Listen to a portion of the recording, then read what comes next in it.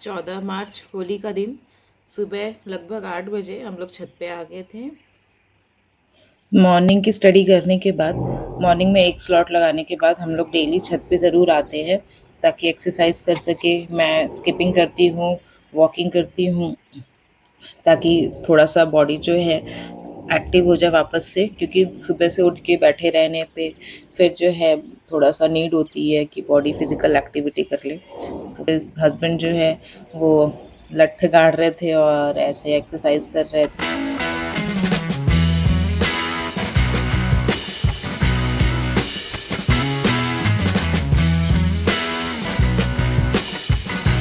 आज कचरे वाली गाड़ी भी सुबह सुबह ही आ गई थी।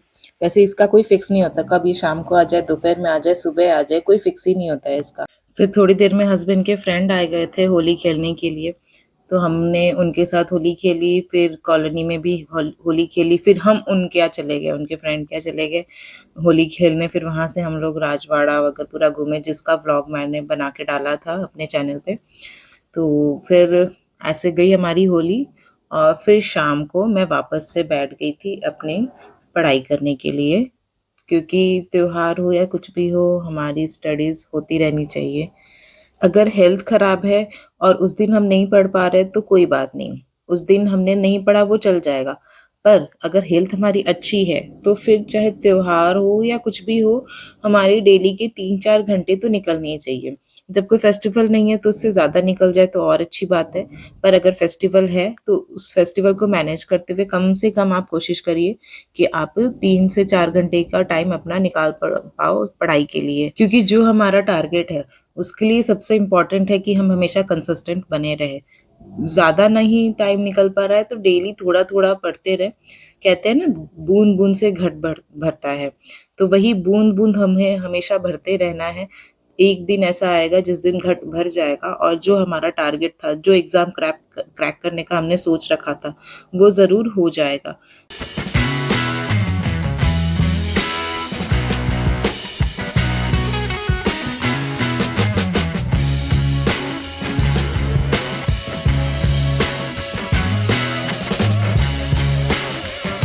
पढ़ते-पढ़ते मुझे प्यास लग गई थी, तो मैं बॉटल पास में ही रखती हूँ ताकि मुझे बार-बार उठना ना पड़े अगर मुझे प्यास लग रही है तो, और डिहाइड्रेशन भी ना हो।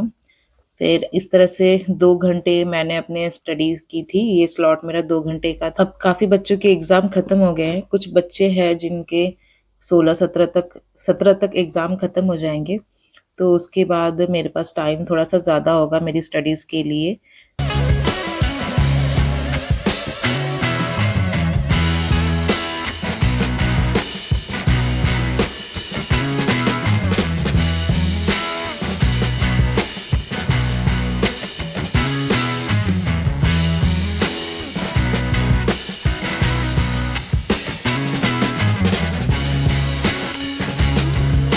फिर रात में डिनर करने के 1 घंटे बाद हम लोग बाहर आ गए थे बैडमिंटन खेलने के लिए। मुझे आज चाँद बड़ा अच्छा लग रहा था तो मैंने सोचा कि मैं इसे शूट कर लूँ। और देख कहते हैं ना कि अगर हम लोग कोई चीज़ करें अच्छा तो बाकी लोग भी देख के उसको इंस्पायर होते हैं, वो भी करते हैं। तो ऐसा ही हुआ, हमारे नेबर्स जो है हमको डेली खेलता हुआ देखते हैं, तो वो भी आज आ गए खेलने के लिए कि चलिए आज मैं भी खेलता हूँ। तो आज हस्बैंड और ये अभी खेल रहे हैं और मैं बैठ के इनका वीडियो शूट कर रही हूँ। आज मेरा खेलना थोड़ा कम ही हुआ क्योंकि हस्बैंड इनके साथ खेल रहे थे, तो मेरे साथ थोड़ा-सा ही खेल पाए फिर। अगली सुबह बारिश हो रही थी तो मैं सोची कि बारिश शूट करूँ, तो बारिश होना ही बंद हो गई, रुक गई। तो ये ऐसे थोड़े-थोड़े से छींटे जैसे दिख रहे हैं बस।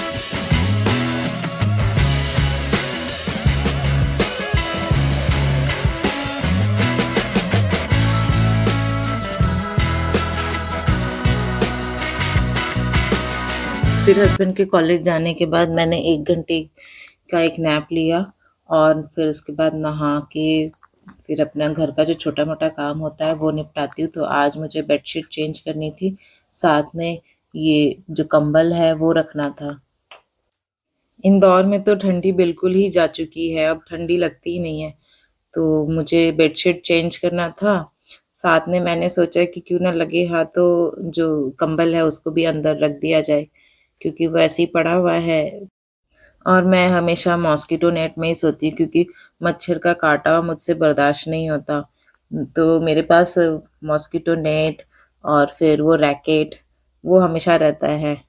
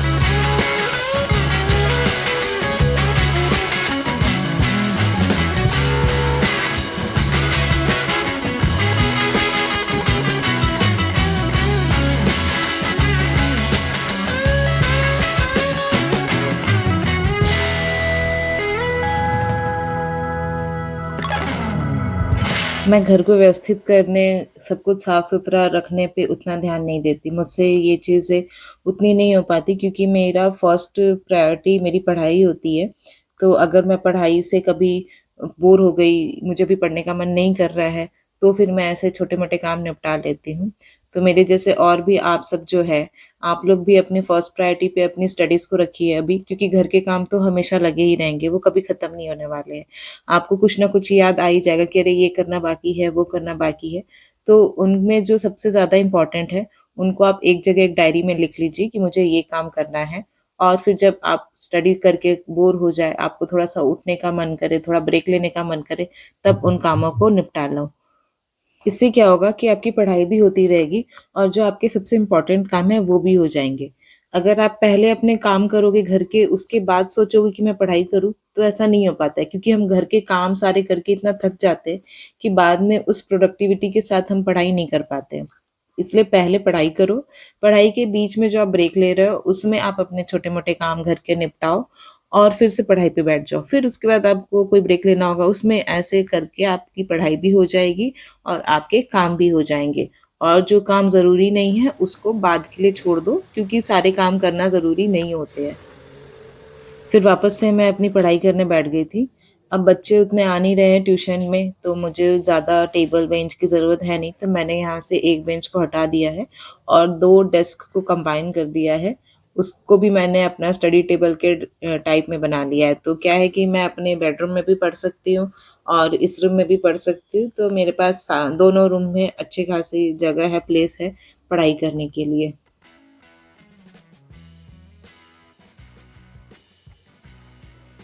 पढ़ते टाइम नींद आना, उबासी आना बहुत सारे लोगों की प्रॉब्लम होती है। ये प्रॉब्लम मेरे साथ भी है, मैं झूठ नहीं बोलूँगी, मुझे भी पढ़ते टाइम नींद आती है। तो पढ़ते टाइम नींद से बचने के लिए 4 ऐसे टिप्स हैं जिसको आप फ़ॉलो कर सकते हो। पहला पहला तो आपको खुद से ये ठानना होगा कि नहीं मुझे पढ़ना है, मुझे सोना नहीं है, 6 घंटे की नींद लेनी है और उसके बाद मुझे पढ़ना है क्योंकि माइंड हमारा सबसे इम्पोर्टेंट चीज़ है। अगर हमने ठान लिया तो उस चीज़ को करना ईज़ी हो जाता है। तो सबसे पहले तो ठान लो कि नहीं मुझे नींद आएगी तो भी मुझे पढ़ना है। फिर भी अब नींद तो आ ही रही है, तो उससे बचने के लिए दूसरा उपाय कि दिन में 1 नैप ज़रूर ले लो आप। आधे 1 घंटे की जितने की आपको नीड है, अपने बॉडी के अकॉर्डिंग आप 1 नैप ले लो। तीसरा इसका उपाय है कि जब आप पढ़ रहे हो, बीच में आपको उठने का मन है, तो आप 1 घंटे बाद या 50 मिनट्स के बाद पोमोडोरो टेक्निक अपना के आप बीच में उठो और भी कोई आपको काम है तो उसको कर लो, फिर वापस से पढ़ने बैठ जाओ। इससे क्या होगा कि थोड़ी-सी फिज़िकल एक्टिविटी हो जाएगी बीच में, आपका माइंड भी थोड़ा-सा डाइवर्ट हो जाएगा, आपकी नींद भाग जाएगी।